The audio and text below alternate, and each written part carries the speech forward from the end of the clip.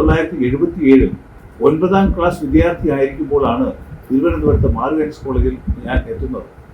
എൻ്റെ നാട്ടുകാരനും അച്ഛൻ്റെ സുഹൃത്തുമായ യശസ്വിനായ professor Vayala Vasudevanpillai sir സംഘടിപ്പിച്ച 2 ആഴ്ച നീണ്ടു നിൽക്കുന്ന ഒരു നാടക കളരിയിൽ പങ്കെടുക്കാൻ അവസരം ലഭിച്ചു.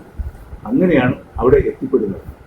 അന്ന് Mar Ivanios college MG college പോലെ ഒരു സാധാരണ കോളേജ് ആയിരുന്നു.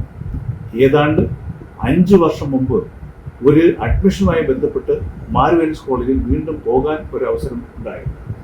മാർ ഇവാനിസ് കോളേജിനുണ്ടായ അഭിനന്ദനാർഹ മാറ്റം കണ്ട് ഞാൻ അത്ഭുതപ്പെട്ടുപോയി. കഴിഞ്ഞ 50 വർഷം കൊണ്ട് മാർ ഇവാനിസ് കോളേജ് കോമ്പൗണ്ട് നിറയെ ധാരാളം വിദ്യാഭ്യാസ സ്ഥാപനങ്ങൾ വരികയും അതൊരു ഡീംഡ് യൂണിവേഴ്സിറ്റിയായി പരിണമിക്കുകയും ചെയ്തു. മെഡിക്കൽ കോളേജ് ഒഴിച്ച് മറ്റ് എല്ലാ വിദ്യാഭ്യാസ സ്ഥാപനങ്ങളും അവിടെ കുറ്റമറ്റ രീതിയിൽ പ്രവർത്തിക്കുന്നു. വിദ്യാഭ്യാസ സ്ഥാപനങ്ങൾ കൂടാതെ ഒരു മോഡേൺ സൊസൈറ്റിക്ക് വേണ്ട എല്ലാ ഫെസിലിറ്റികളും അവിടെ വന്നു കഴിഞ്ഞു, കൺവെൻഷൻ സെന്റർ വരെ. പക്ഷേ MG കോളേജ് പഴയ പ്രതാപത്തിൻ്റെ മാറാലകൾ പേറി വാർദ്ധക്യം ബാധിച്ച് നിറം മങ്ങി നിൽക്കുന്നു.